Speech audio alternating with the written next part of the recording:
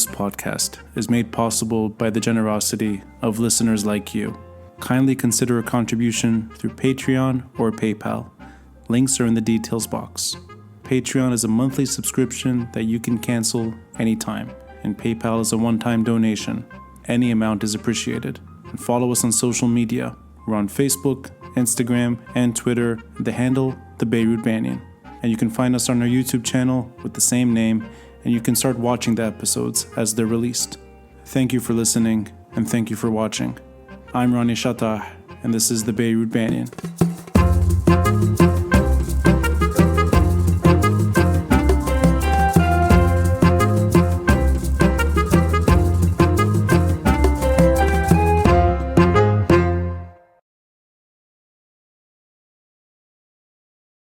So here I am seeking wisdom from the decaf quest, hence I'm reaching out to you for the, the true thank path. you again for the invitation, and it's the first thing I told you was I will have to interview you as well, because I do have many questions. The first one is, why the hell do you care about Lebanon? This is the problem with talking to somebody who does this as well. That I don't expect the complicated, but you got me at the beginning. Yeah. Why do you care? No, seriously, because like in my case, I'm trying as much as possible to get the hell out of here ASAP. So it's like I'm interested, and you have people like Faour, for example, whom you actually had also on the podcast, and these people, expats, who for some reason or the other continue to have this connection with Lebanon. Why? I think I'll answer, because that would be unfair if I didn't. I'll answer, but I'm going to carefully suggest, having never spoken to you, this is the first time we speak, other than a few chats on online.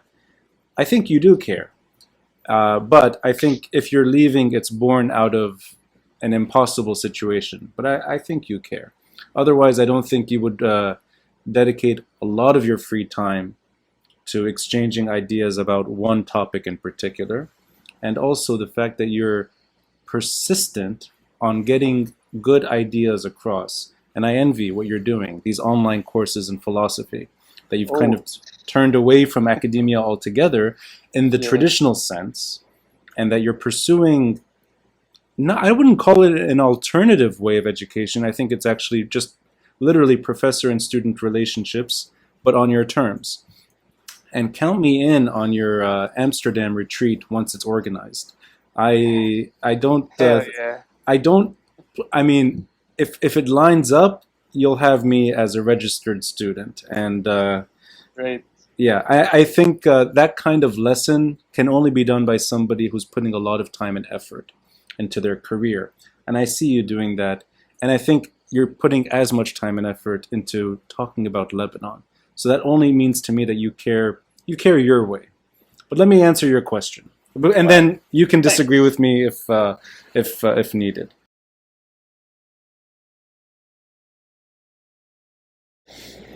It's not that I care. It's not that I have a choice between caring and not caring. I don't think it's that. I think there's this issue of fairness, I think, and justice. And I'm going to use these words very broadly so that things don't get too depressing in the first section of what we speak. I think Lebanon and the Lebanese people and everyone living in Lebanon that are not Lebanese, people in Lebanon for a long time have been treated extremely unfairly. And the good guys are treated the most unfair. And the great people either end up getting killed because they really try, or they end up leaving against their will. This includes people like us. This includes true heroes as well that we lost. Some of them are very, very, very decent people that should not have died when they died. And that kind of injustice, that kind of robbing a nation's soul in front of its people, for me, that's it's not an issue of caring or not caring. This is a duty. I think it's in my DNA, and I speak as somebody with a limited audience, somebody with limited means. I'm not trying to sound braggadocious here. It's not ego. It's nothing like that. It's that I think life is not worth living otherwise. So, in a very small way, I take it upon myself to share that type of expression with as many people as possible. And I don't sort of, it's not that I have answers or I'm trying to necessarily seek answers. I think for me, sometimes the answers are very clear and sometimes they're not. And that kind of comes out in these conversations. But I don't think it's about that. I think it's about honor, justice, and fairness. And these are things Lebanese have been robbed from altogether. So that's the reason I do variations of this. I do different types of storytelling. But this is an extension of that. I hope that answers the question. It kind of does, but I mean, haven't you given up already? I mean, maybe I do care a little bit, because evidently I was trying to live here, and this is why I came back here in the first place. Yeah. Well, came back after my brief studies abroad. But then you come to a certain point when you think to yourself, I mean, come on. I'm bored. I see no results. No one really cares, and I'm not talking about, for example, the podcast you're doing, or all sorts of storytelling that you're involved in. It's just this kind of sense of duty. You continue to put effort into something that really doesn't care. At a country level, I don't mean like some people do care and they are interested in what you're doing, but then what for? No, I constantly think about that, and I'm like, well, seriously, I give up. Why do you persist in showing a university that perhaps did you wrong, that you can still teach philosophy? Oh.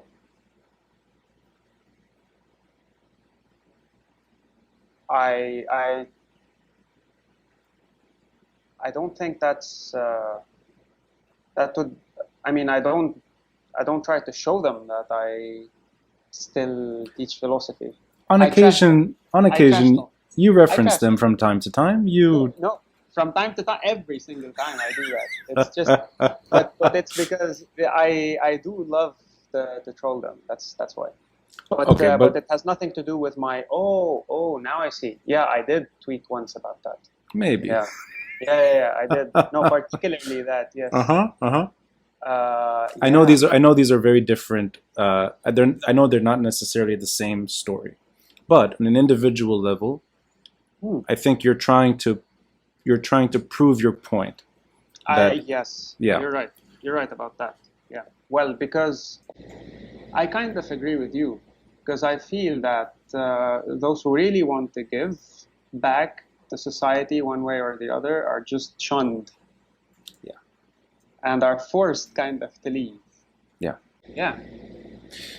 I think, and this is subjective, I don't know if this is shared among people in similar situations. I think it's also you have to find a way to make sure that unjust loss is shown some form of justice, something. And the reason I say this, and I'm trying to not make it too personal here, but this could apply to anybody who's seen serious harm in Lebanon. Yeah. Financial, political, you name it. Societal, all the types of, real pain. I think if that kind of injustice is left to sort of fade, and it's assumed that it's the norm, that this is just the way things are, I think that would be a dishonor to those that paid the ultimate price. Yeah. I'll give you something, a very simple story. A man that I admired deeply. I wasn't a friend, but I was lucky. I sort of crossed paths, if you will, with Samir Asir. And that's 2005. It's 15 years ago. I'm very happy that everyone who was impacted by him, his wife, his daughter, his family, his students, his peers, that they always remind everyone that this man didn't deserve to die, that he was taken away at a very young age because of his beliefs in a better country. It's 15 years ago. We're reminded regularly of this man's name and what he left us with. Yeah. And I think it's because people that were impacted by him take it upon themselves to do it. But there was no trial. There's no criminal that's arrested. There's no jail cell with the man with the team that killed Samir Asir. Doesn't exist. So that's something Lebanese don't have. Public crime. It could be you're robbed of your soul, and I mean that. Your dignity is taken away from you. There's no way to even assume that there will be justice. It doesn't exist in Lebanon, and that's why many people leave. I think at the end of the day, they have no justice. And I think if you're not able to seek justice in the usual way that we understand it, meaning a court or a trial or a public display where the guilty party is punished and you move on, or you try to. If you don't have that, and we don't, you need poetic justice. Yeah. And I think everything I do, everything that means something to me revolves around that. Somebody like Mike Azar, who's against all hope, against all facts, the man is still trying. Yeah. He's not trying that. It's not like he just wants the economy to stabilize to the point that we can get an IMF package. Yep. It's rescue. How can you level things to get money? He's trying. He probably will lose more hair.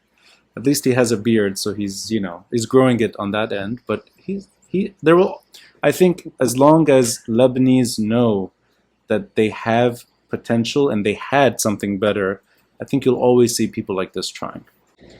Yeah, like the other day, for example,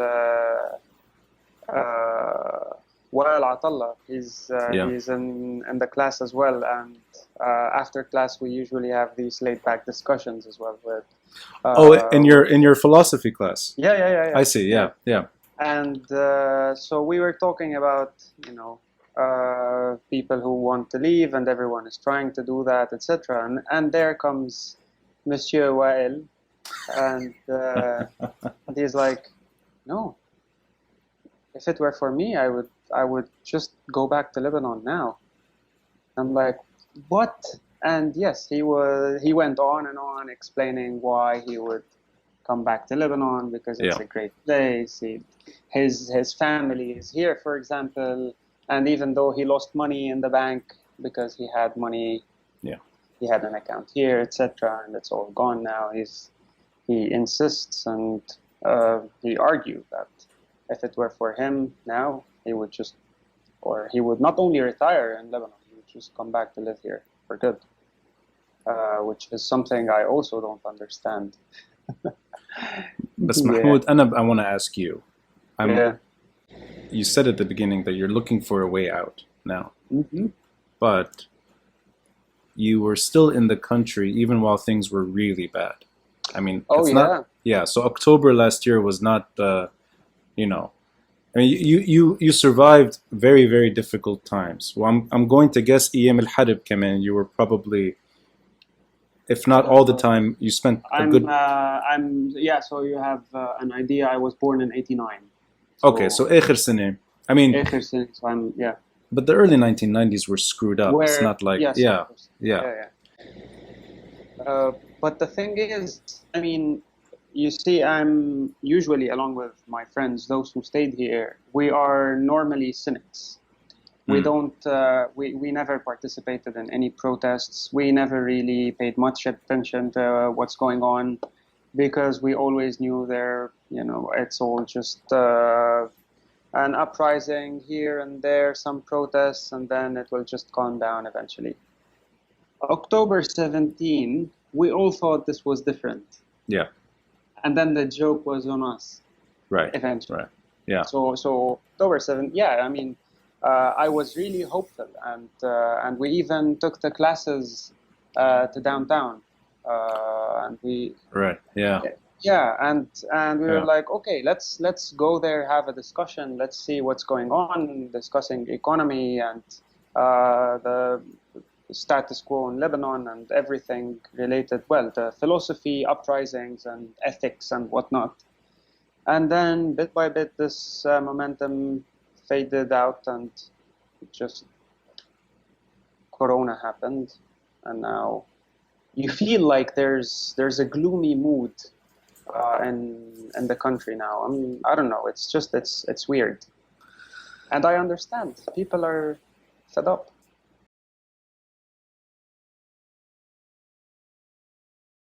Why do you do your podcast? I'm curious. You've had very interesting guests. Some of them I've become friends with thanks to you. In a way, I saw them on your show, and I mean these names you're referencing. These are people I actually admire, and but you have eccentric guests as well. You have all types. But I'm curious why you do this. I really don't know, Hmm. and come to think about it, so I do have an answer to this uh, because this is why I chose to do my podcast in Hey, Lebanese yeah, and not in English. So I know why I do the podcast because of that, and I'll explain it shortly. But before that, it was accidental, and mm. it started off as a joke. Yes, and I still remember, like, so what happened was that I was being pushed by people I know to create a YouTube channel, a Mm. philosophy YouTube channel. I see. So it was meant to be Yeah, so specifically philosophy. yeah, Okay, yeah, I didn't know what content to create at the beginning. yeah, So I was like, yeah, I created this channel, BanyanQuest, and it was there. I created the account on December, I think, 25, and I don't know how there we were discussing something. I wrote an article about the nerds, right, yeah, yeah, yeah, yeah. and 2 days later, I think we were just having there was this thread where I said, okay, sure, anyone would like to discuss this further, and then Leb Finance suggested I interviewed Dream, Mahmoud Dream. I see. Yeah, So and really, then it's by accident you ended up yes, in this. Okay, yeah, yes.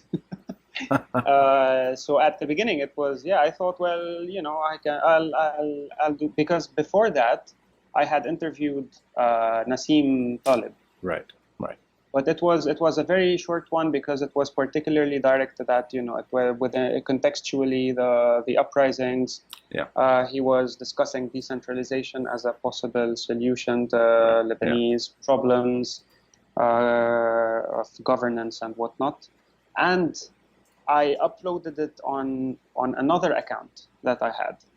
I see.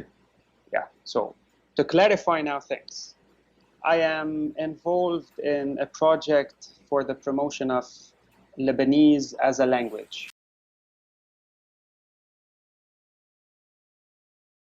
I was working in the archives Mm. at AUB for a year, and by the end of it, I was like, nope, Lebanese is a language, and we speak a different language. And so I created this Twitter account, Bel Bel Lebnene, right? Yeah, Lebnene. yeah, Yeah. right. Fast forward, then people were interested. We met up a few times. So I Yeah, wasn't even intending to do anything with it. I mean, I was even new to Twitter.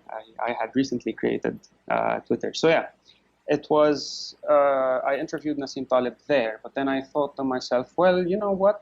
I can do it here because on Bel Lebnene I don't want to I can do a podcast, but then it would be only focused on language. And then I Right. thought I don't Yeah. want to endorse any kind of politics there, or I don't Yeah. even like to talk about politics, but it's just to keep it a purely linguistic account, because Yeah. I don't know shit. Hussein Andil does all the actual linguistic stuff. Uh-huh. I'm just there to organize the meetups and stuff. So I thought to myself, well, okay, I can start this podcast. I can interview other people, and it can be in Lebanese. I don't care what you call it, whether Lebanese or Ammi, or I don't care. It's just for me. Part of the reason why we all have we have this identity problem is because we were taught something at school and we speak something else at home. Mm-hmm. And so this diglossia that we have pushes us to start filling the gaps with other languages like French or English.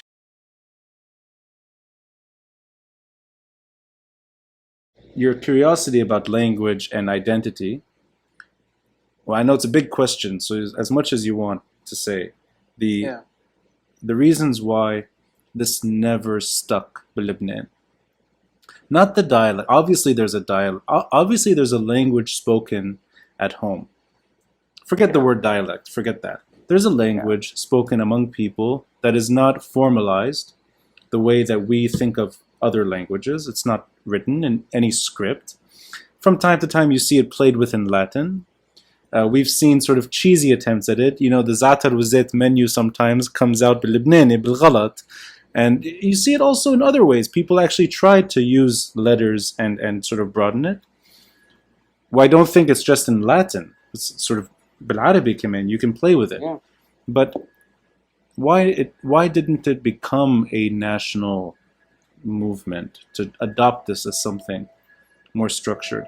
Now, when I say, well, when we talk about identity here, not as a nation state, because I don't like that either, because I'm not a nationalist, but it's just that by identity, I mean this geographical area where we happen to live with each other, and we understand each other, and we speak a language that we all understand. So by identity, it's like, you know, Levantine identity, if you want, near or Eastern Mediterranean or whatever that is. Yeah. So it doesn't come from a nationalist perspective. Right. But yes, like many people said on the podcast, many people who know more about language than myself, particularly Dr. Ahmed Jallad. I don't know if you've seen that one. No, I haven't seen that one, but I know yeah. You know the guy. I know the name, and I know, I mean, there's some others I think that probably we both know, that they're just sort of, they're very focused in on it. Yeah. Yeah, because he's a historian of or early Arabic. Let's put it this way. And what he says, and many other people say, that all languages are basically dialects, but with an army behind them. So it's basically a political decision at the end of the day, because just like in Turkey, Ataturk, and then they decide, well, Turkish is we have a new language and it's written this way, and this is the grammar, and get used to it, kind of. Yeah. So it's just that mainly, and this is something you can never do in Lebanon, because in the constitution it says that Lebanon is how I don't even know how it would be phrased in English, but it's something along the lines of it's Arab. It's an Arab country, or it has an Arab face. Yeah, an Arab face, kind of. I don't even know what that means. But so, given that this is written in the institution, if you don't write in Fusha, then you're basically changing the face of Lebanon, kind of. Right, right. This is on the one hand, and then of course you have all the issues arising from Saeed Al's endeavors, even though early on they were just linguistic endeavors, and because of Saeed Al's political stances, everyone now frowns upon this project. Yeah. So there are a couple of factors that influence this, that play an important role in keeping Fusha as the main language. But I mean, I understand it, because the tricky part is we are a very small country, and if you really want to do business or to sell your books or to sell your articles or whatever that is, you either have to write in English, French, or Fusha.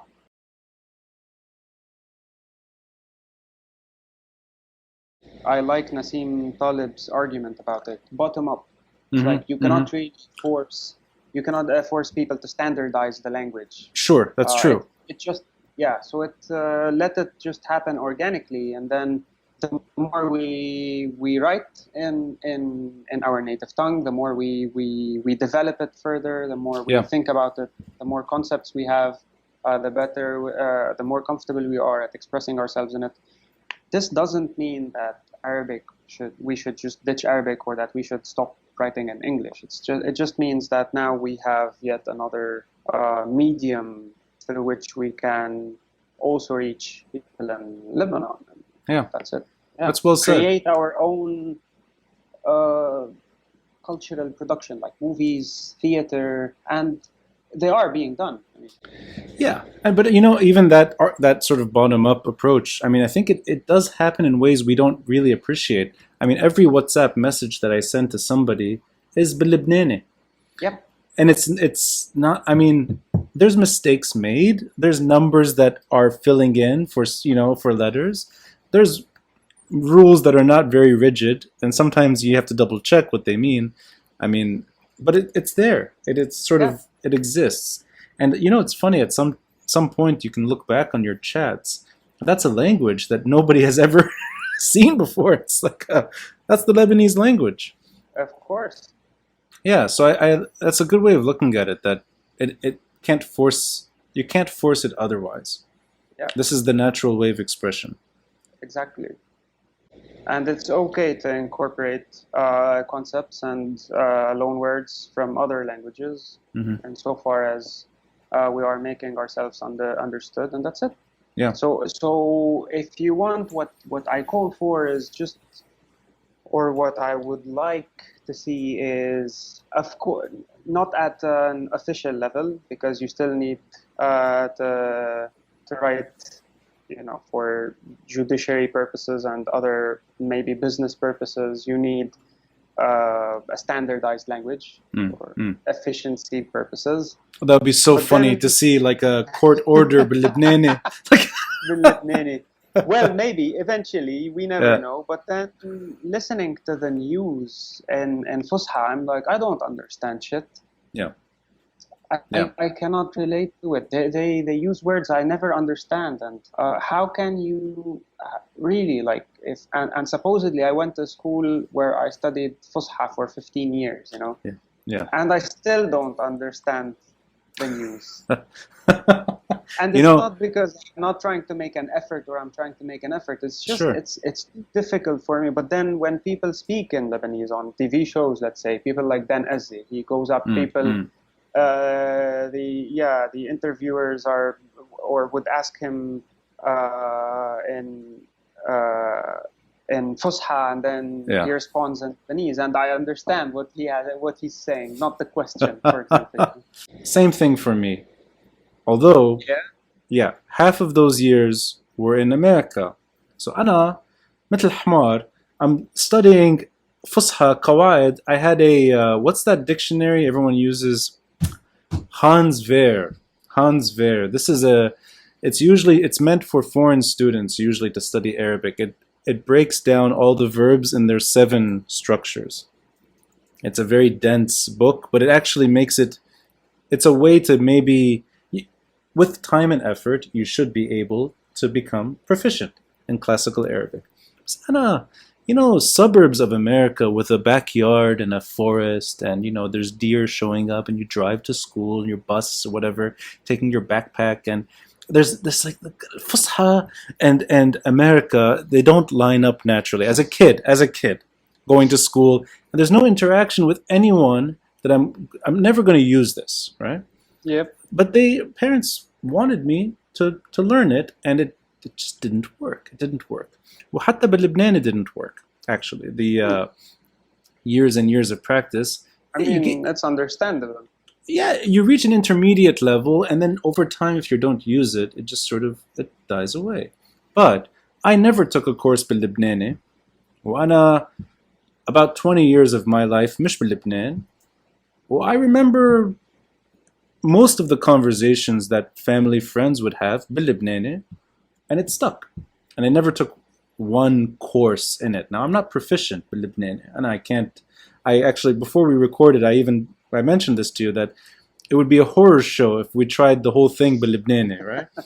But I can get by. And I like what you said about watching TV. Always the case with me. Anytime the conversation shifts from formal to local, if you will, it's like the whole conversation makes sense. So there is something missing from the equation there. And I agree with what you were saying in terms of this may be a fundamental problem for the country. Without getting political, forget the politics associated with it. Of course. Yeah. But that it is a strange dichotomy to have a spoken language that's never structured, not given its fair chance.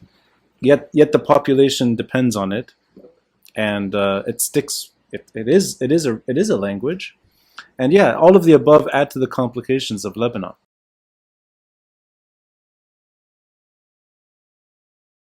This kind of conversation, which it doesn't happen in real life.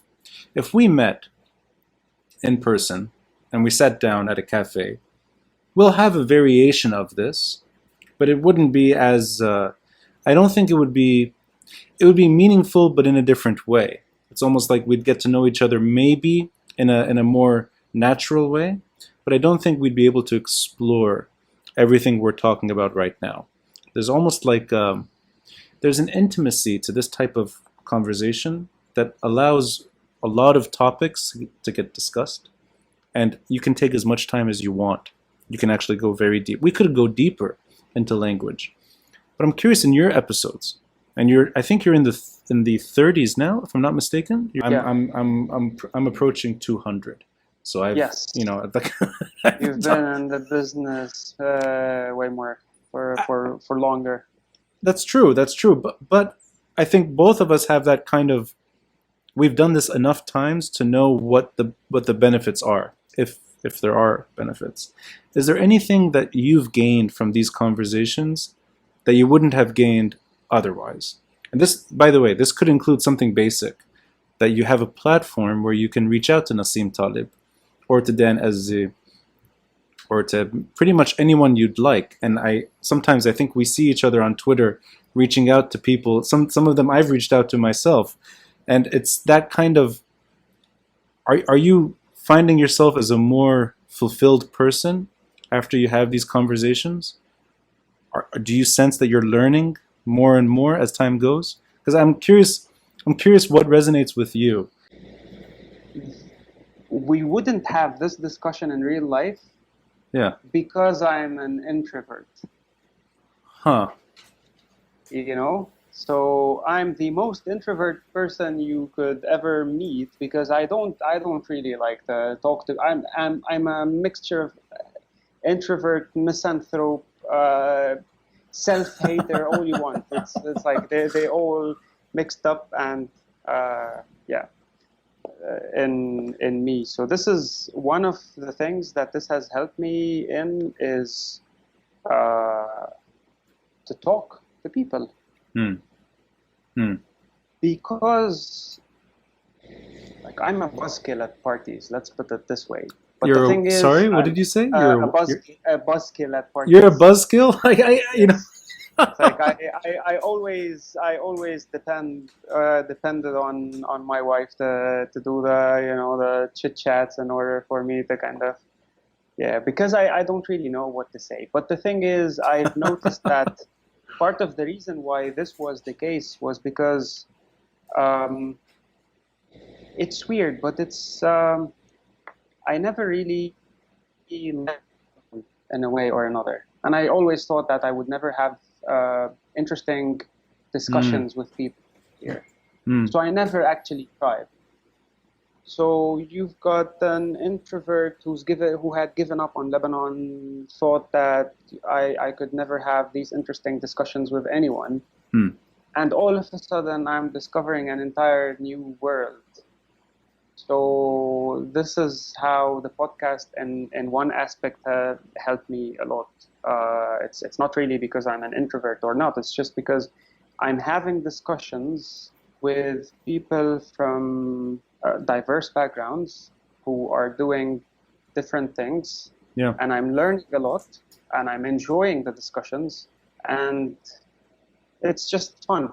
I meet them in real person, and then it feels as though we've known each other for a long time, and things just, yeah. This has been my realization for the past 2 years, that through Twitter and through now the podcast, I've been able to develop and build relations that I wouldn't have been able to prior to that. But it was primarily because of my mindset.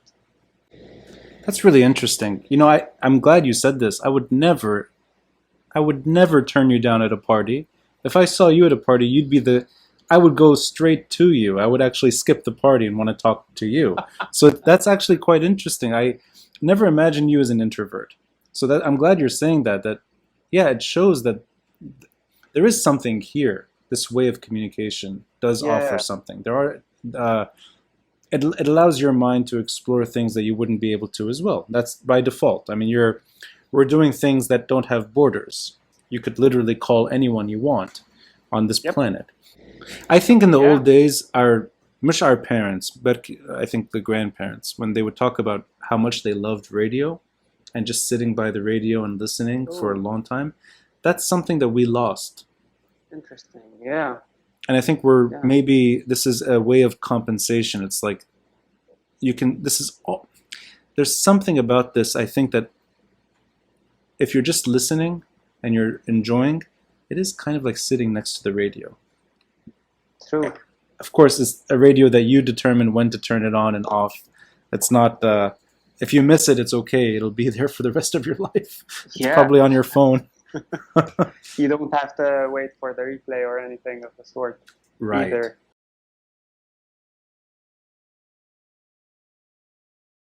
I don't know why you started or how you got to start your podcast, but I kind of, and from it seems that all your guests are focused or hover around Lebanon more or less, and Yeah. that's pretty much, I would assume it's in the name. I mean, Banyan is not really just limited to Lebanon, but I kind of think about AUB every time Yeah. I hear Banyan. I hope that doesn't turn you off when you. I love the AUB campus, man. Good. Okay. Yeah. Yeah, yeah. My problem, I don't even have a problem with AUB, by the way. My problem is with LU. But No. Yeah. I like the trash talk. It's just it's a Twitter thing. No. I like trash talk. I only interrupted you because I know people that dismiss AUB and they think of Ras Beirut as just a bubble and that it's sort of, people should look beyond. But Oh, okay, so no, I'm glad you're a no, no. fan. You're a But fan of, my yeah. and this is another thing as well, because so during my stay at the archives, I also got to watch oral histories with people who grew up in Ras Beirut. One of them Mm, was Kamal Badr, Dr. Kamal Badr, mm, mm. and he spoke about the Banyan tree as Yeah, well. yeah. So it rang a bell. This is why. Hmm. And it's interesting to see things from their perspective as well, and how he grew up, and yeah. The more I got to know people from this Ras Beirut bubble, Yeah. if you want. It became even more interesting Okay. because Yeah. you get to know more about how things were, and I've spoken to people from different ages, and it's just, yeah, it's interesting. We can talk about that Well, eventually, but but yeah. but I think in there you asked, and I interrupted you, but you were asking uh, the focus on Lebanon as opposed to Oh yeah. yeah. No, I no. mean, Why did you, or how did you come to start your podcast? And uh, it's actually a very easy answer, and I give a walking tour in Beirut. It's called Walk Beirut, and oh, maybe you've heard of it, or maybe I've heard this. yeah. Yes. And in the old days, I mean, a while ago, uh, I used to start at the banyan tree between Hmm. Bliss and Medical Gate, just Yep. that tree at the corner, Yep. right? So, I mean, it's a very obvious intersection, and there's that giant banyan tree that's technically outside of AUB's campus. It's, I Yep. think, the only one that's not on campus. Exact, yeah. I used to start there. And I started there because I was trying to tell a very long story of Beirut's history. And I thought the best starting point, the best meeting point, would be under a giant tree offering some shade, a tree of knowledge. And that is literally the tree of knowledge. The banyan tree is meant to be the tree of knowledge. Branches that grow horizontally, roots that grow horizontally. It's a very horizontal tree. And I loved the shade. I loved looking up at times while talking to big groups. I loved hearing the birds chirping. And I loved the story of AUB and why that banyan tree is even there. And why there are obscure trees of knowledge in Beirut to begin with. So I Yep. started with Daniel Bliss's story and the planting of these trees and the foundation of modern Lebanon, really, the Syrian Protestant College. And I used to always turn to, I used to hear his voice sometimes, Kamel Salibi, the historian who wrote The House of Many Yeah. Mansions, and Yeah. AUB's probably the most important professor. I rented a room in one of his old buildings on Sedet. His nephew became a friend, and I got to meet Kamel Salibi. And I thought this man is so interesting. He can be offensive, he can be harsh, and he can be hilarious. And I think he was in his 70s then, so he had already left AUB. But I got the chance to listen to him talking about AUB, talking about Beirut, and I loved it. I loved listening to this man share his opinions on everything Ras Beirut. I got to know Samir Khalaf as well, who, Hmm. up until not that long ago, was still part of AUB. Well, Samir Khalaf is Ras Beirut. I mean, he's an encyclopedia on Ras Beirut. And I thought, okay, let me start the story here under this beautiful banyan tree, tree of knowledge. Let me end the story underneath a different tree. It's not the banyan tree. And downtown, next to Nahar, there's the Samir Asir Garden. Oh yeah. And his statue is sitting underneath these two giant, I think they're ficus trees, or I don't know the exact name, but they look like a banyan tree. They're huge. I thought, you know what? That's the story. 1860s until 2005. Daniel Bliss to Samir Asir. That's 150 years of storytelling. So that's how I started the tour. And when I had to stop giving the tour, I just remembered thinking about that tree always. And by the time I came back to Beirut during the tour again, I changed the location of where to start. And, that intersection is so off-putting because of the noise and people parking next to the tree. Security became very relaxed. You could just park. It became dangerous to gather people there. But I always thought about that tree. And then, when I started doing the podcast, I'm like, let me go back to where I started, symbolically. Let me go back to the stories that I used to share at the beginning. It's like, that's the perfect place. So I called it the Beirut Banyan after that tree. And I still think, and people disagree at times, but that's fine. I think Ras Beirut is an experiment that we should all be proud of, because it's the only place I know in the Middle East today where you can have a feel of what it's like to be an Eastern Mediterranean cosmopolitan person, where your religion doesn't come first, where your background matters less than your contribution, and you can wander the streets of Hamra and Ras Beirut and really forget that you're in the middle of a huge mess. That it's sort of it's a little bubble, and it's contained, and it shrinks and it shrinks and it shrinks. But there's expression there that I love, and there's individuality that I really love. And I don't feel that in other parts of Lebanon, or for that matter, the Middle East. So I love what Ras Beirut at least pretends to be, and I love those trees.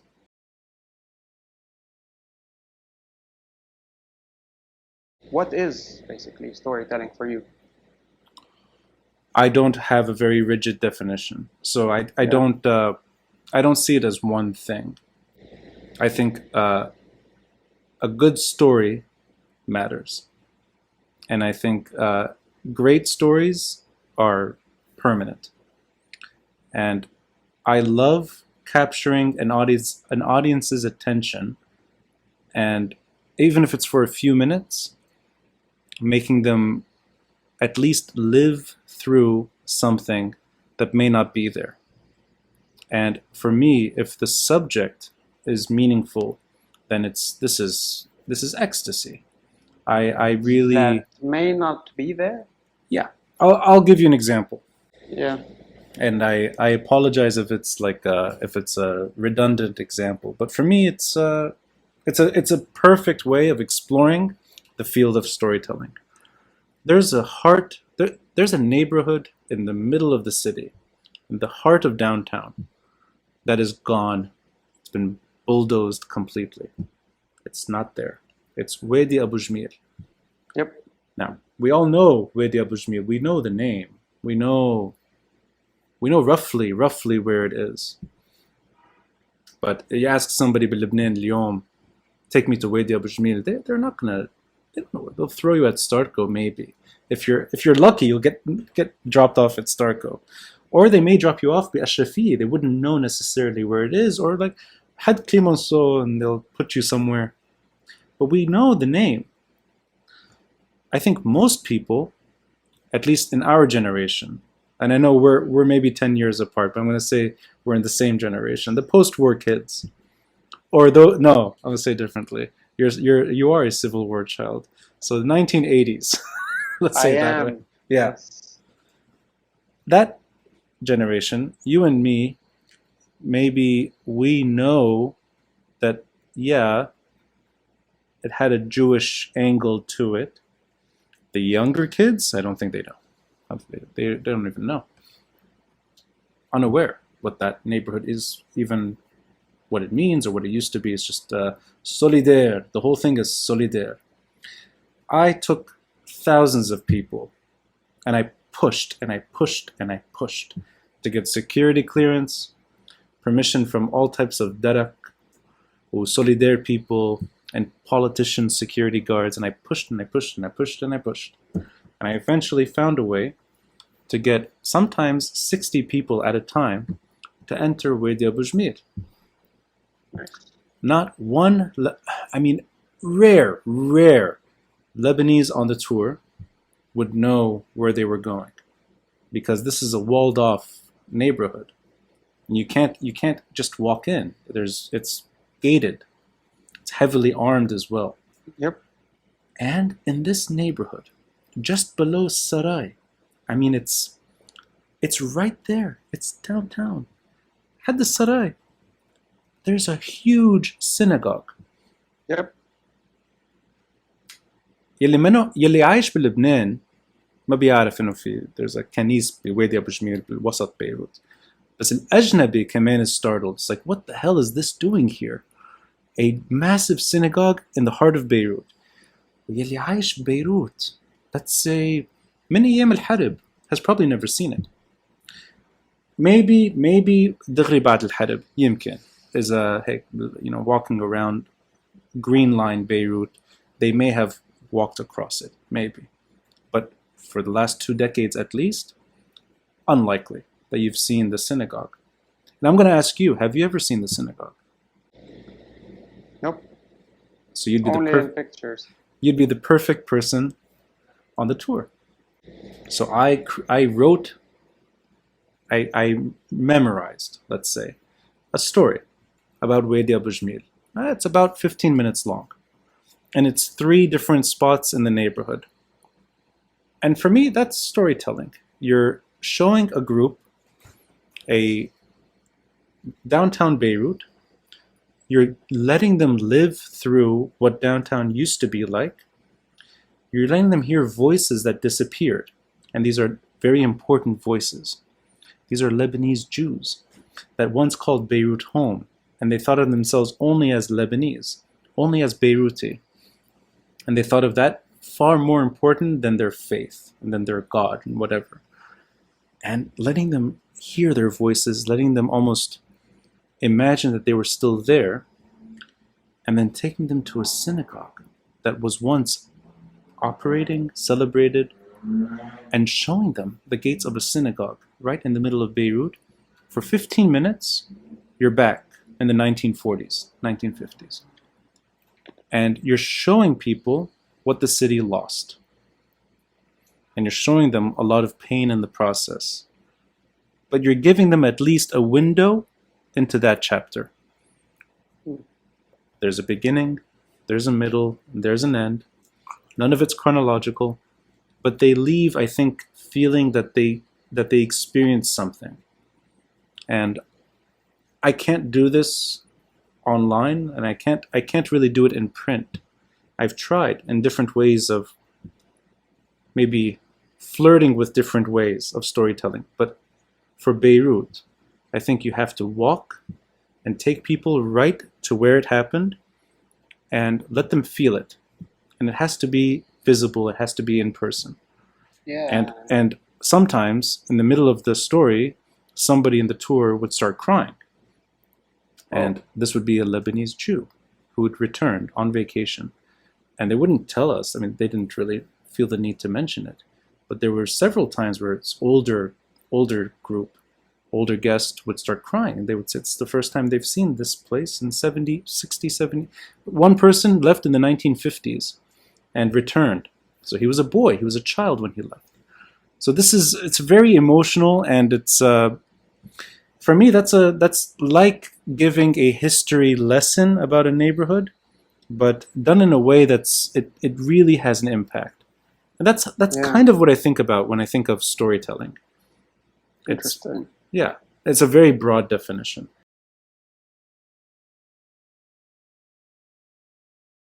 I am still around, don't worry, because I have a UPS, but Hey, welcome, there he is. my friend. Yes. This is not the first time, by the way, this happens. Oh, this is the real هلا بلش الابيسود now. Yeah. Is your Wi-Fi gonna go, do you think, or is it staying? I mean, it's if it's not for the Wi-Fi, because I do have a small UPS, it's for the Right. PC. But yeah, Well, we can. that might be the sign. That might be the the hand sort of. Yeah.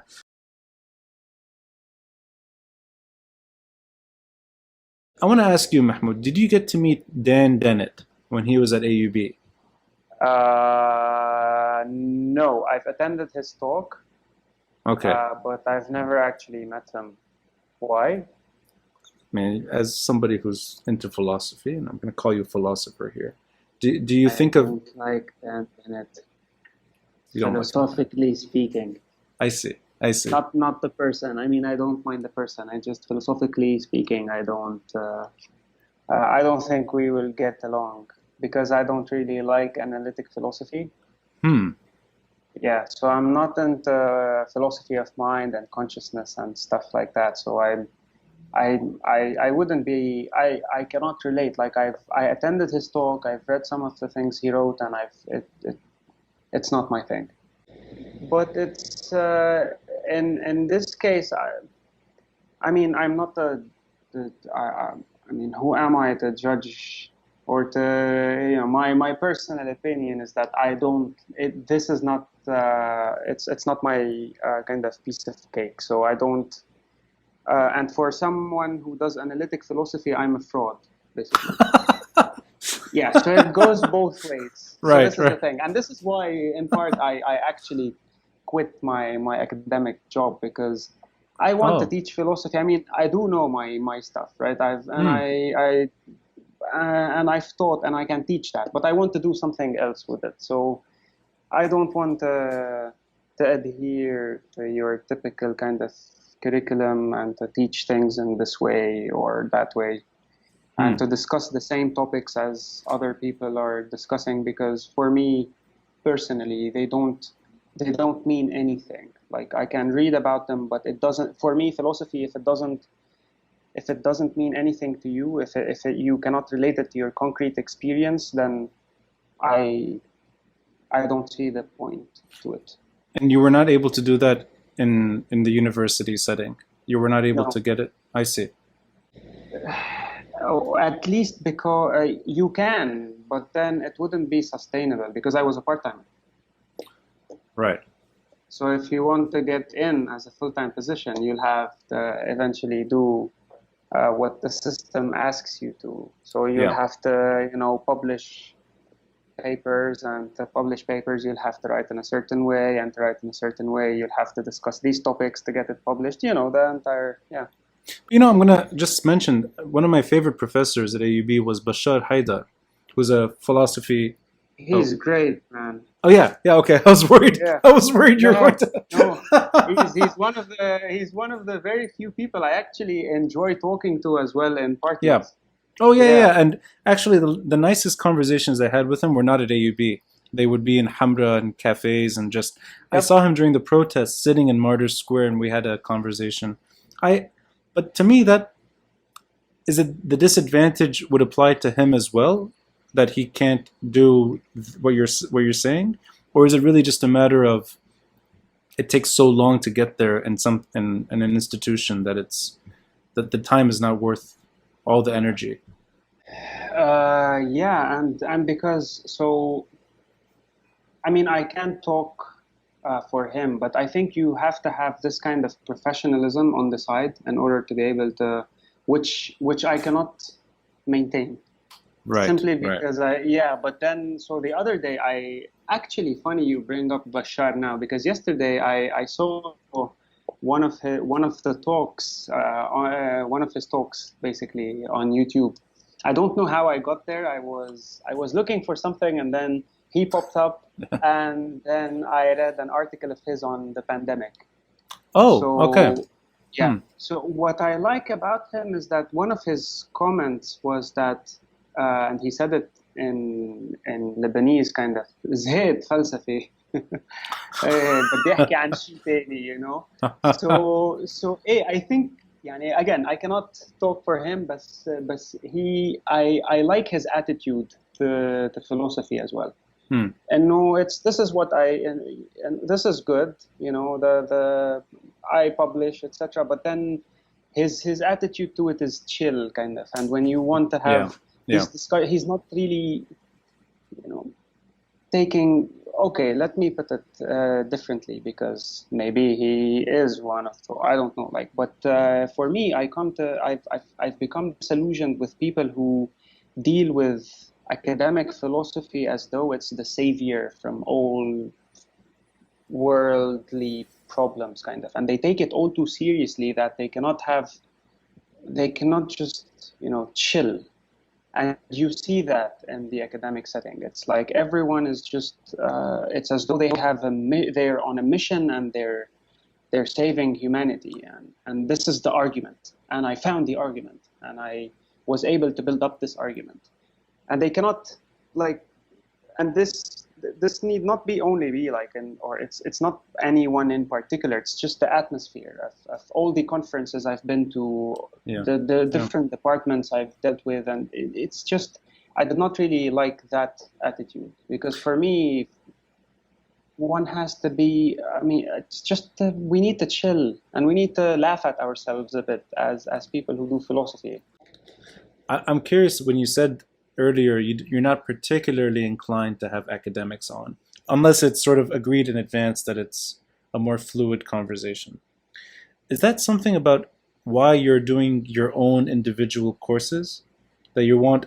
And I mean, is it more like applied philosophy in that sense, as opposed to just okay? So you see a benefit in using philosophy in real life. Was that something you just by default you can't do that in a university setting? That it's too institutionalized that you won't be able to test in a way the limits of what you're doing? Because I find it very attractive when you're a philosopher, I'm assuming out of passion for philosophy, that nobody pushed you to become a philosopher, Yeah. and that you're able to do it on your terms. And it's very rare that somebody can have a job that they create and love it at the same time and do it well. These are very rare. Yeah. These are, I think, what people look for in life. I looked for it and I found it. When you can set the terms for your own career and it's something you love doing, you don't work for anyone. I mean, in a way, you're your own boss. So I find that very attractive as in this world of whatever you want to call it. Yeah. So is that part of the story here that you could have stayed in university and you could have gotten tenure at some point and you'd be publishing pieces, but you would end up irrelevant in that sense, that it's not Miserable. I tried it. miserable. Yeah, Yeah. I wasn't happy because it's a loop that Yeah. you get to because I wasn't happy, and you're constantly thinking of the next paper you want to write in order to get it published, and it's just exhausting because universities have come to the point where bureaucrats they forgot that philosophy is not about publishing papers. I mean, we're not doing physics here. Yeah, exactly. Yeah, it's true. Yeah. There's no So like, yeah. now you can tell me I can teach, let's say, and I've heard this from many people that you can really, if you really love teaching philosophy, you can do that at a college or something, or a liberal arts college. And so this is where your question comes in. And I think at the end of the day, just some of the reflections, because I don't think if this is sustainable. I mean, I'm just tinkering with it for now and I'm enjoying it a lot. So on the one hand, it is institutionalized, and one of the downside to all this is that you have students who only care about the grades. Of course, right. Yeah, So yeah, you yeah. cannot so of course I can do my part, I can get them interested in it, etc. But at the end of the day, you have to give them exams and papers to write, and you'll have to grade them based on that. Right. So somewhere in their unconscious, even if they claim they love philosophy, at the end of the day they just want an A. Is that because they're undergraduate students that you don't see that they're particularly passionate about philosophy? They're taking it as just an elective. It could be. It could be. Now, some of them are, but at the end of the day, even if they are passionate about it, Yeah. if they don't get an A, they're gonna be upset. Right. You know? Yeah. So eventually you have this grade element, and it creates some sort of. I always constantly try to tell the students, and I told the students, look, if you're in it for the grade, get the hell out of the course. I'm not interested. You can take whatever course and get an easy A there, etc. And this is why Yeah. I was accused of scaring the students at LEU, because I told them that if you're in it for the grade, just this course is not for you.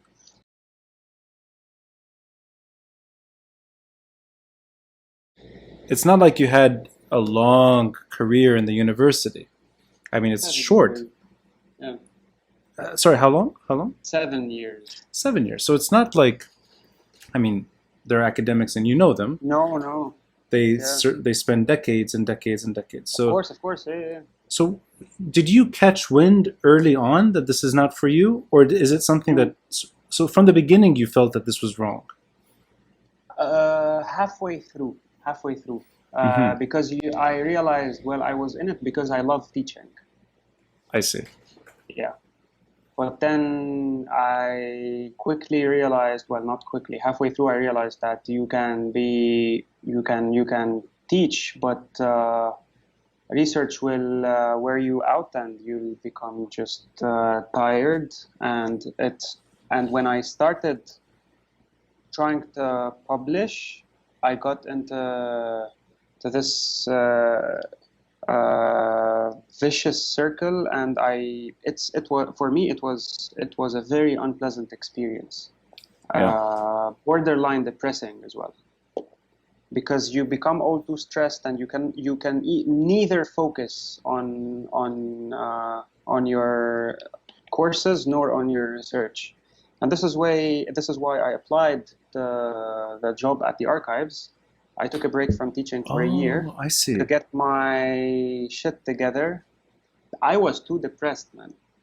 And That's amazing. yeah, You went to the archives to relieve yourself from. yes. I've never heard that before. As weird as it was, yeah, it was very interesting and Yeah. eye-opening, because I got so it wasn't intended, but I got the chance to see what an actual, or what a life of continuous research or research output would be like, and I did not really like it. So this is why I quit and went back to teaching. Hmm. But ever since I quit from the archives, I adopted a different attitude to teaching and the entire thing. So like from 2018 until today, I haven't even written a philosophy paper Oh, because you don't. Because there's no need because to, I'm right? not interested. Yeah. I've But written articles yeah. and I published them, etc. But then I'm not interested in writing an academic philosophy Then paper. can I ask you something? Because you remind me a bit of me in a different way. I started a PhD 5 years ago. Yeah, I got through a year of it actually, and then I decided to just downgrade to a master's. So I took a I basically let go of the dissertation, and I sort yeah. of, you repackage it to Finish get a the coursework. Yeah, of yeah course. you and some I there's a thesis, but it's not a Mhm. dissertation, right? And I was very turned off by the things I think that maybe it's just me. I did not like the loneliness of the PhD. I did not enjoy the once a month meeting with the supervisor, and that's your social life. Uh, I actually did not find any benefit in anything I was writing as a PhD student, even if it would be published, even Yeah, if there was a journal that was curious about it, and I probably could have packaged some of it, but that I knew that at the end of the day, this would maybe live in a library, maybe, and maybe one day a student or two would find it and cite it, and that's like if you're lucky enough. if you're lucky. And on occasion, I find my name cited in other journals, and it's usually has something to do with academia, something. But but that's not the goal, and it didn't feel good. And Yeah, I exited early. I couldn't see myself doing this for 5 6 years and then living this way. But at the same time, I know that there has to be some value to academic papers. Otherwise, this would not be a huge part of university life, where there's so much demand, so much pressure to produce these papers. And that's how you get tenure at the end of the day. You prove that you can do your research, and your research is worth something. It's beyond the teaching. And that's the part I love the most as well. For me, the thought of lecturing a course is fantastic. The research and the grind wasn't.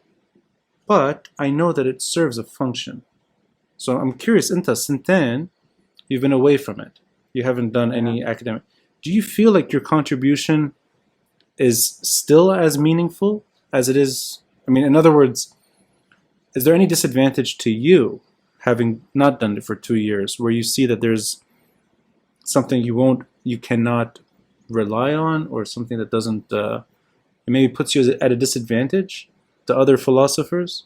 Or is it machas? Really, machas blecher doesn't matter. In my case, it doesn't really matter. Because, and of course, this is my personal experience, and I wrote about it in one of the articles for Ario magazine, why I got into philosophy and why I was disillusioned by it. I do not really enjoy talking to people who do philosophy.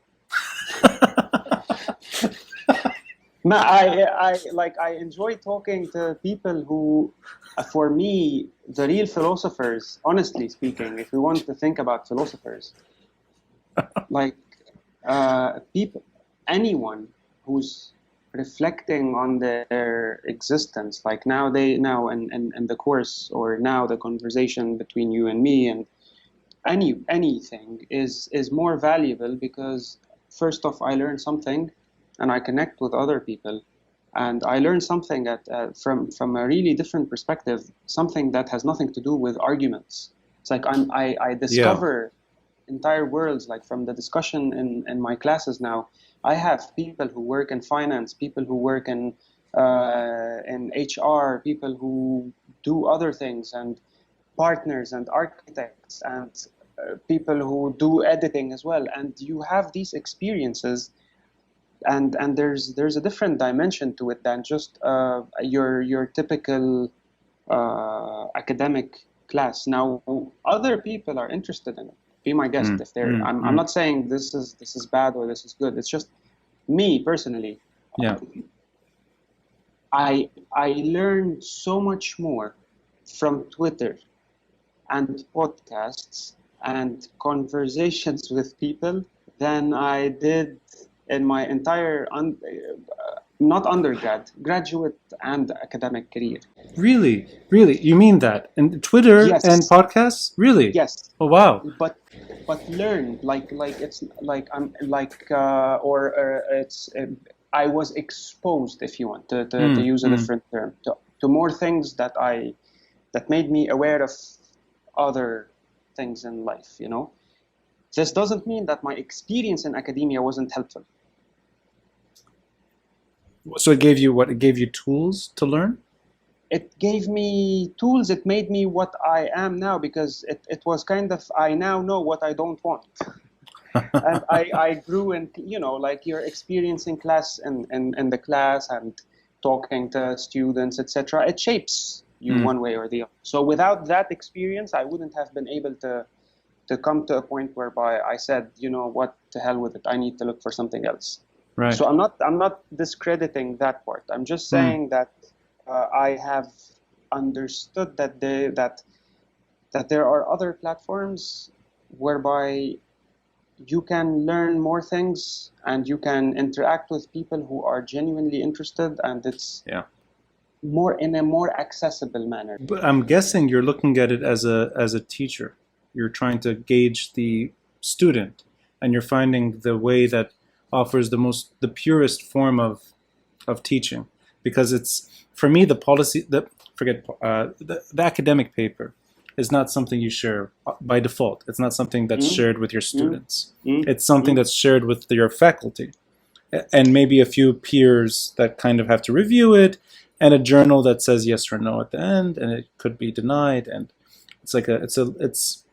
and there's like a system that gets you promoted that way. The students are never part of it. But I'm sensing from what you're saying is that the most rewarding part of philosophy is the student. It's the relationship to the student. And not quite, not insofar as it's a relation between a teacher and a student. No, it's because academic citation rings create this circle whereby you really keep on. You create, at least in philosophy. In physics and sciences, it might be different. But then you get sucked up into this circle of everyone citing each other, and in order to yeah. Right. Whereas in the market, and this is why I think of this as taking philosophy back to the marketplace. Mhm. You get honest, direct feedback, and you learn as well. Yeah. So it's this relationship between myself and other people, the participants, in a sense that you can get direct feedback and you learn from them. Not only it's not only a one-way kind of Right. street. It's there's interaction there, and I am learning a lot, for example, about matters Yeah. related. So Yeah, the market is your peer review as opposed to the exactly. faculty. Okay. Yes, That's really interesting. and it's more honest, Hmm. and it's not only a peer review. It's just it's like it's a give and take kind of thing. So you I- have people interested as well, because in class, like in the academic setting, many students have to take the course. Here, people want to take the course. When I was in Spain, in Salamanca, it's a city uh, 200, 250 kilometers from the capital, Madrid, and they had no Starbucks there, for example. Yeah. There was one McDonald's branch and one Burger King. But for some reason, I always, bit by bit, I started frequenting the local places. So I'm not someone who, and then I applied to Lebanon here, and you see this one argument that is anti-imperialistic, for example, and they see Starbucks as the enemy because blah blah blah. Mhm. And I don't look at just this is when you pointed out the local part. I don't see Starbucks as a problem. I just see that if we only are going to be relying on franchises, American or otherwise, I don't Yeah. care. Mhm. This is the problem, because what you're doing is you're depriving the country or the city from its local kind Sure. of Yeah. yeah blueprint. So it's in and there you see. So I used to have, so instead of going, let's say, to McDonald's, I frequented this other local place called El Yunque, and they had very delicious bocadillo sandwiches, burgers, etc. And it's different Now you're because making me hungry. but this is it. So it has nothing to do. There is no. It's not about the imperialist. We're way past that now. We're living in a different kind of era, etc. And I would worry more about the soft power of grants coming to people at AUB, for example, than people buying a coffee from Starbucks. But and importing all these values, I don't mind that either. But no, don't tell me anti-imperialistic, etc. and fighting all these powers, blah blah blah. No, it's about preserving. If you make the other argument, we want to preserve our local culture and cultivate and promote production, because we lack that. We live off imports in Lebanon. Yeah. So if you want to create some sort of productive economy, I'm all for it. Local. So I don't Right. mind that. It's okay for a society to be able to do both. Both, You know? exactly. You can be There's nothing international. wrong with it, of course. Yeah. You can welcome the world and its ideas. You can also celebrate your own and let them live side by side. That's a healthy society. And of course. And Without really only relying on imports in the case of Lebanon, it's Yeah. just the balance of production. and I mean it's نحكي على no, but it's also that, I mean, it's not like Lebanese are trying to get rid of Starbucks. No. Yeah. Some I mean, were sorry. happy the other day. Some were happy that That's true. Starbucks That's true. might closed down. You're right. But that's the joy you get when you're suffering and you're watching your whole world collapse with you. It's a very, it's like it's a very evil form of like, or it's politically charged, which is, Ideological. yeah, that's, It's ideological. yeah. A hardcore leftist kind of Okay, party. that's true. Yeah, that exists, but a real healthy society, which I don't, maybe we're not anymore, would be able to handle the hardcore leftist cafe, if you will. Which The also exists. I mean, places like Cafe Yunus, مثلا, Abu Ili underneath the yeah, what's the I've never been, but yeah. Caracas building, Ekhir Hamra. I've never been, but I know what you're talking about. Yeah. I mean, you can't get more leftist than that place. And you know what? Further up the street, Brouche, there's a Starbucks, and that's like, you should be able to allow for a multitude of things.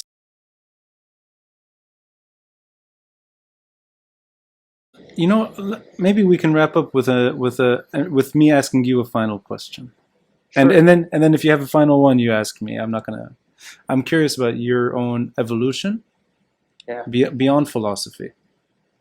What makes you sort of more inclined to local, to individual freedom and maybe local politics, and just an appreciation for the Lebanese language, things that are very bottom up. What took you that direction? Beyond the names that we've discussed. I mean, I know Nassim Taleb talks about this regularly, and I know that others like him have expressed this in different ways. But in your case, somebody who grew up in Lebanon, who's not naturally, let's say, naturally exposed to that terrain, what took you this direction, and what made you into somebody who does this for a living? Does what for a living? Well, I mean, shares the passion for the local. I mean, Okay. most of the episodes I've heard is a reminder, I think, of that local affairs matter more than anything. So Nassim Taleb resonated with me. I had already come to a point whereby I was thinking about all these, and then I had read Nassim Taleb's Black Swan before, but then Anti-Fragile and Skin in the Game were kind of interesting for me, because they came at a point when I was having this transformation or rethinking all these. My encounter with the archive was what got me to think about all these. I saw a lot of pan-nationalist movements, and I got exposed to all these movements in AUB and elsewhere, and the region, like the student uprisings and all sorts of pans. We've had all sorts of pans from all brands. Pan-Islamist, pan-Arabist, pan-Syrian. Yes. And different causes, and everyone is fighting for inclusion at a grand scale of on a grand scale of things. Like, for example, I also, because I was working on this on one project where I had to read the biography of Shakib Irslan, and then I got to read about his Jean Blat's grandfather from the mother's side. Of course, yes. Yeah. But so he was pro-Turkey, and then became pan-Islamist, pan-Arabist, pan-Islamist, and then the Arab nationalists. So all these kind of, and I'm like, hey, and this also includes the right-wing nationalists. I mean, people think you're a Lebanese. No, I'm not a Lebanese nationalist. I don't care about all these, umbrella kind of. I just want. I'm just a poor soul living in Beirut, and I just want to be kind of, just leave me be, But the archives showed you that what you were learning was not as romantic as you thought. Is that what it did? Because I'm. What is it about? No, What is it about I archives that made you change your mind? before that I was not aware of anything. Oh, I see. So the archives opened your Yes, mind to this. I I had see. I couldn't care less before that. I Right. couldn't. Yeah. Like Yeah. I did. You do study history at school, etc. But no, I've never really was that involved. I couldn't care less about the history of Lebanon. Nothing, like nothing, absolutely nothing. I actually think it just shows that even if the conclusions are not, let's say you're wrong. Let's just go with it. Let's say you're wrong. It just doesn't matter. The fact is you formulated your thoughts by accessing history, and that you took the time and effort, in your case, quite some time, to learn the history.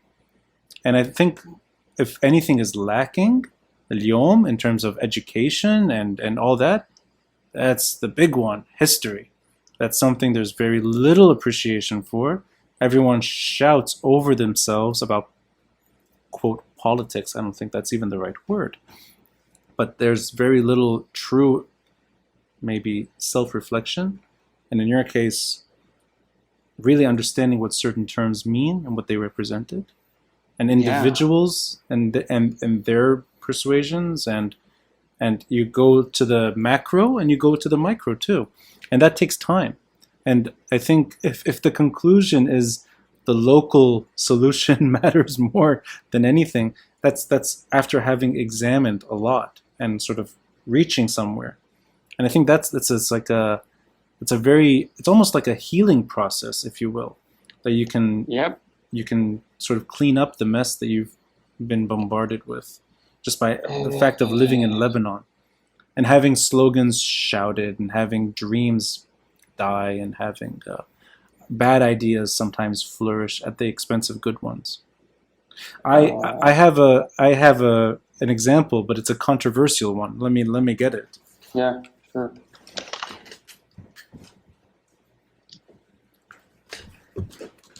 And I say controversial because he's a pariah. He's not somebody I think anyone who has studied the Middle East maybe would find him to be. I like his writing and I love his stories. I don't really care about his politics. It's this man, Fuad Ajami, and he wrote. Now he has a book called The Dream Palace of the Arabs, and I say controversial because the man he was an open conservative in American circles. He championed America's occupation of Iraq, not the invasion itself, but the occupation. He was perhaps very vocal in the first Iraq war, supporting the American mission. And he was, he was very comfortable calling himself an American. And he would sometimes, I think, just to rub his Arab audience the wrong way, he would say, "We the Americans," and this pissed a lot of people off. His name is Fuad Ajami at the end of the day. Yeah. But his politics aside, and I don't really think his local American politics are that interesting, at least when I read him. His writing, his craft is so brilliant. And there's one chapter of this book that I look back on regularly. And it's chapter 2. It's the suicide of Khalil Hawi. And it's literally a story about AUB. Yeah. And a professor at AUB who killed himself. After the 82 invasion, I think. The Israelis are invading, he kills himself in the process. And the reason I love this story, forget the petty politics, forget all that stuff. It's one man who can't make up his mind. His identities are shifting all the time. He's pan-Arab, he's pan-Syrian, he's Lebanese, he's pro-Palestinian, he's anti-Arafat, he's a Ras Beiruti. Sometimes he's more Greek Orthodox, sometimes he's less. And he loves Beirut. And I think he represents its complexities. And the only way he sees out is by killing himself. For me, I learned a lot about all of these ideologies, all of these sort of sub-stories, Yeah. I learned a lot about AUB as well through a few pages of a story. Yeah. And that, I think, goes back to something. It's storytelling. In your sense, it's exploring an archive and reading letters among individuals maybe 100 years ago. And for me, what turned me on to the whole enterprise is being able to finally maybe see the layers and appreciate each one. And then within each layer, begin to explore them one by one. As long as it's a good story, I don't care. I'll read it. And I also began to appreciate that even if everyone you know in your circle in Lebanon sees someone's name and calls him names, calls him vulgar names maybe, and maybe even goes as far as saying he's an agent and he's an Israeli spy and whatever you want to call him. Whatever.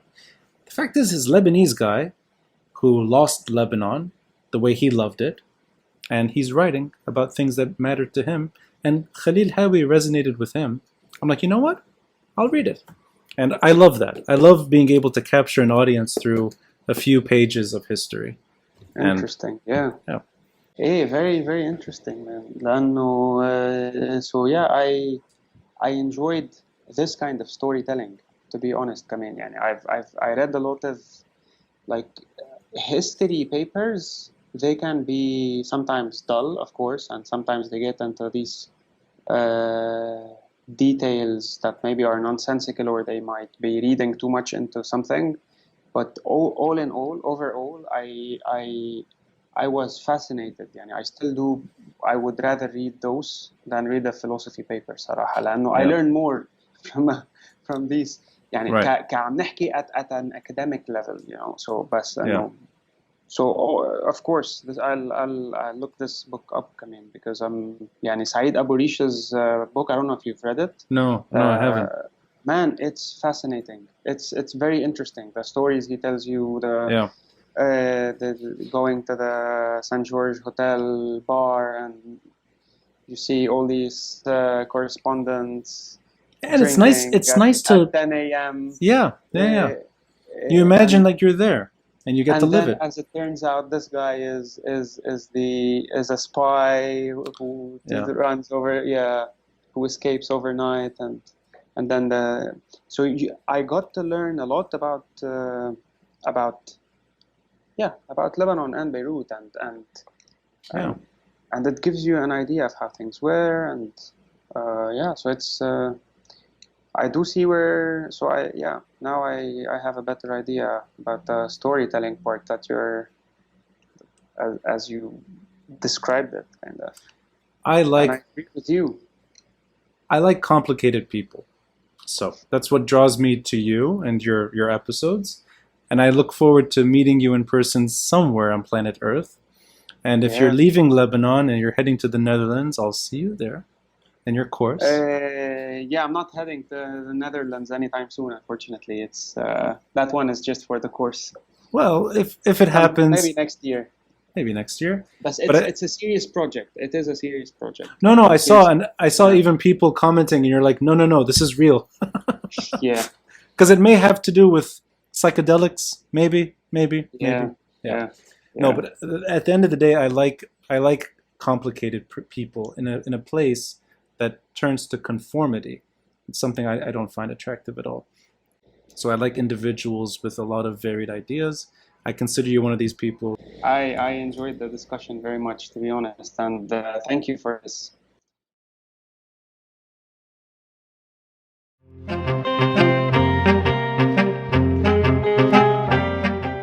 Thanks for listening, and a friendly reminder to help support this podcast by contributing through Patreon or PayPal. All links are in the details box below. Until next time, I'm Rani Shatah, and this is the Beirut Banyan.